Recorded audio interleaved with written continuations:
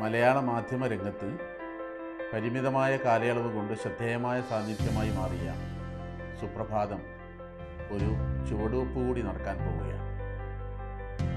സുപ്രഭാതം ദിനപത്രത്തോടൊപ്പം ഓൺലൈനിൻ്റെ ഭാഗമായി വിഷ്വൽ മീഡിയയിലേക്ക് പ്രവേശിക്കുകയാണ്.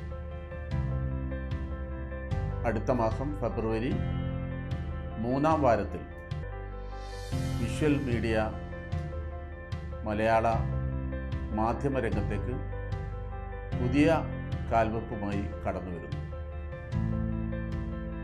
കേരളത്തിൻ്റെ മത, സാമൂഹ്യ, രാഷ്ട്രീയ രംഗത്ത് നിലപാടുകളെ കൊണ്ട് ശ്രദ്ധേയമായി മാറിയ സുപ്രഭാതം അതിൻ്റെ ഓൺലൈനോടുകൂടി അതിൻ്റെ പ്രവർത്തനത്തിൻ്റെ പുതിയ തലങ്ങളിലേക്ക് പ്രവേശിക്കുകയാണ്.